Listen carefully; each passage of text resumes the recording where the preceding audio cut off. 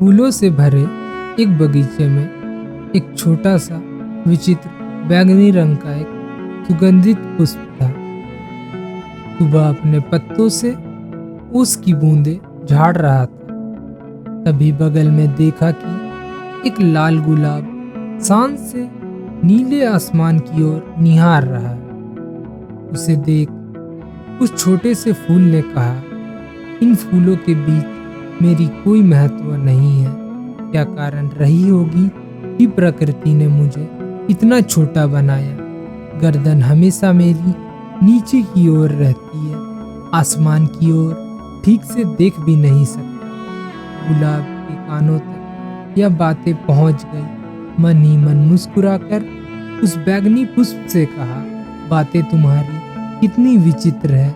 सुगंध और सुंदरता प्रकृति ने तुम्हें दोनों प्रदान की है।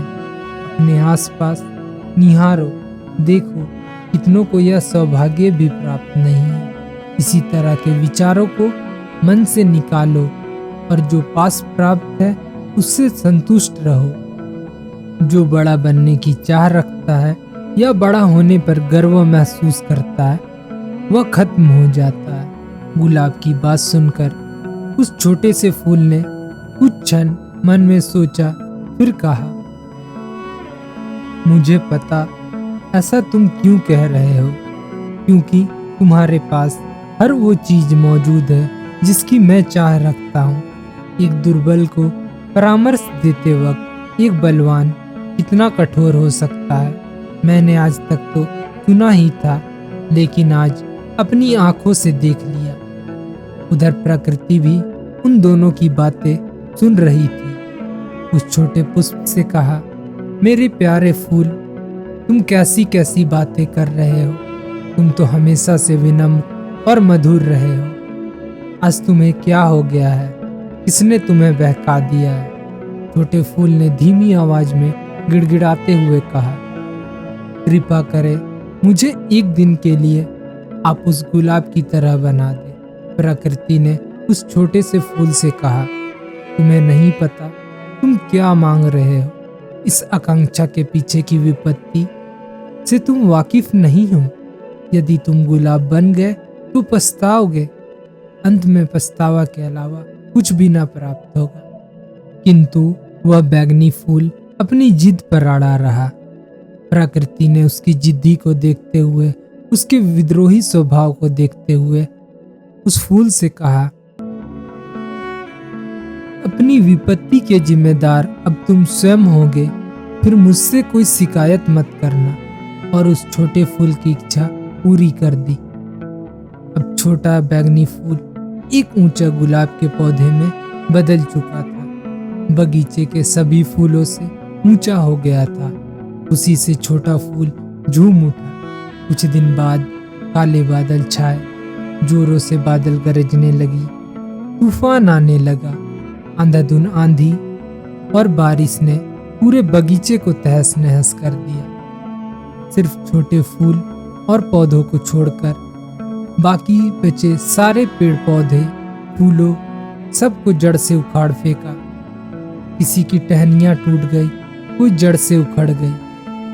थोड़ी देर बाद जब तूफान थमा, बैंगनी फूलों और छोटे पौधे सिर्फ सुरक्षित थे। बाकी सभी बगीचे के फूल और पेड़ इधर उधर बिखरे पड़े थे। यह दुर्दशा देख बैंगनी फूलों में से एक फूल ने कहा, देखो जरा, तूफान ने इन अभिमानी फूलों की क्या हालत बना दी है।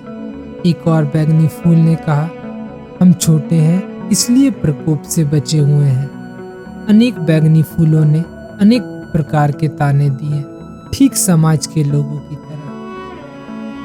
तभी बैंगनी फूलों की रानी ने उस टूटे फूटे गुलाब बने फूल की तरफ देखा और बच्चों से कहा, लालच ने उस फूल की क्या हालत बना दी है।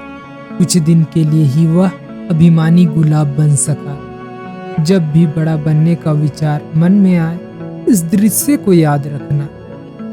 यह बातें सुनकर मूर्छित हालत में पड़े गुलाब ने विनम्रता पूर्वक हल्की सांसें इकट्ठा कर कहा, तुम सब आत्मसंतुष्ट और निरहंकारी मूड हो। मुझे कभी भी जीवन में तूफान का भय नहीं लगा।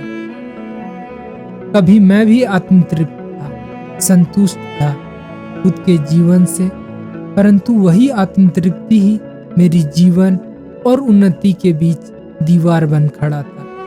उस कारण मैं आलसी और दुर्बल था। भय के कारण चाहता तो मैं भी ऐसे जमीन से चिपटकर अपना जीवन व्यतीत कर सकता था, जैसे तुम सब अभी हो। हवा और सूरज की रोशनी का इंतजार करता, शीत की प्रतीक्षा करता कि मुझे बर्फ की कफन में कब ढक दे और हमेशा की नींद सुला दे, जैसा कि हर छोटे फूल और पौधों के साथ होता आया है। लेकिन अब मैं प्रसन्न होने के साथ साथ अपने आप को जाना है। अपने छोटे से कुएं, छोटे संसार से निकलकर अपनी सीमाओं को पार कर संसार के रहस्य को जाना है। मैंने वो किया जो तुम सब ने कभी करने का हिम्मत नहीं किया। लालच में मैं तुम सब के बीच भी रह सकता था, परंतु रात्रि के नीरवता और अलौकिक और पारगमन तत्वों के बीच होते बातचीत को मैंने सुना। सत्ता के पार की आकांक्षा ही हमारे अस्तित्व का परम उद्देश्य है। जब मुझे यह ज्ञात हुआ, उसी क्षण मेरी आत्मा ने विद्रोह किया। पारगमन, ध्यान और सत्य की लालसा उत्पन्न हुई। अब खुद की अनुभव से कह सकता हूँ कि तारों की गीत पाताल और स्वर्ग नहीं सुन सकते। उसी क्षण मेरी हीनता के विरुद्ध युद्ध आरंभ हो गई। ध्यान और सत्य से पारगमन की आकांक्षा करने लगा, जो कभी मेरा ना था। प्रकृति, जो जीवन का एकमात्र सत्य है, उसने मेरी प्रार्थना स्वीकार की। मुझे हमेशा से यकीन था कि जिसने भी शून्य होकर प्रकृति से प्रार्थना किया, जो भी मांगा उसे मिला है। यह कहकर बैगनी फूल से गुलाब बने फूल ने गहरी सांस लेकर कहा, कुछ दिन ही सही, मैं एक शानदार भव्य फूल की तरह रहा। लोगों की जिंदगी खत्म हो जाती है सत्य को तलाशते, मैंने कुछ दिनों में जाना। सम्राट तो मैं पैदाइशी था, किंतु पता अब चला, मेरी दुनिया को देखने की दृष्टि और अनुभव गुलाब की तरह है। हवाओं में महकती बहती प्रेम की धाराओं को मैंने महसूस किया है। फिर बैगनी फूलों की झुंड की ओर देखकर कहा, क्या कोई तुम में से है जिसने यह अनुभव किया हो? यह कहकर वह बैगनी से गुलाब का सफर तय करने वाले फूल ने नजरें झुका ली और कहा, मैंने अपने उद्देश्य की प्राप्ति कर ली है। मुझ पर लगी जन्मों जन्मों की बेड़ियां टूट चुकी है। यही जीवन के अस्तित्व का रहस्य है।